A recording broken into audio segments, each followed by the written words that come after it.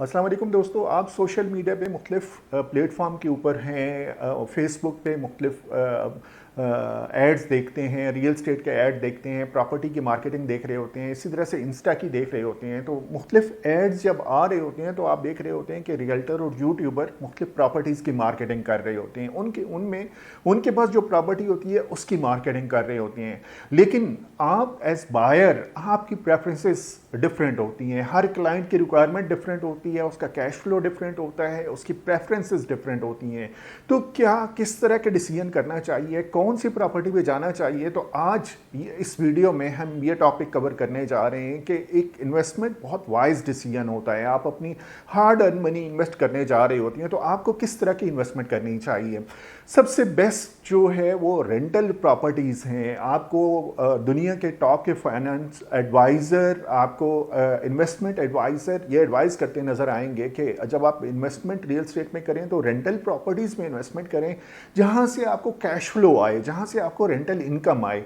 मसलन आप देखते हैं, आप अगर डॉक्टर हैं, इंजीनियर हैं, प्रोफेसर हैं, तो आपको जो इनकम आ रही है वो बेसिकली आपको अपने टाइम के अगेंस्ट आ रही है कि आप अपना जितना टाइम देते हैं उसके अगेंस्ट आपको इनकम मिलती है। आप अगर टाइम देना छोड़ देते हैं तो आपको इनकम आना ख़त्म हो जाती है, इनकम आना रुक जाती है। तो इसी तरह से लेकिन रेंटल प्रॉपर्टीज़ का फ़ायदा ये होता है कि आप अगर उनमें इन्वेस्टमेंट करते हैं तो आप चाहे काम नहीं भी कर रहे तो आपकी वो जो प्रॉपर्टी है वो इनकम जनरेट कर रही होती है। तो मैं अपने क्लाइंट को एडवाइस करता हूँ कि कोशिश करें कि आप रेंटल प्रॉपर्टीज़ में इन्वेस्ट करें, चाहे आपका बजट बहुत कम है, और उस कम बजट में देखें कि कम बजट में क्या चीज़ आ रही है जो आपको रेंटल इनकम देगी, तो उसमें इन्वेस्ट करें। अब हर क्लाइंट की क्योंकि प्रेफरेंसेस डिफरेंट होती हैं, उसका कैश फ्लो डिफरेंट होता है, तो कई ऐसी प्रॉपर्टीज़ आती हैं जो बहुत अच्छी डील्स पे होती हैं। मसलन ऐसी आती हैं जो बनी बनाई प्रॉपर्टीज़ होती हैं और वो इंस्टॉलमेंट पे मिल रही होती हैं। इसी तरह से कुछ ऐसी डील्स आती हैं कि जिनमें 60% आप पे करें तो आप वहाँ शिफ्ट हो जाएं और बाकी वहाँ पे रहते हुए इंस्टॉलमेंट्स पे कर दें।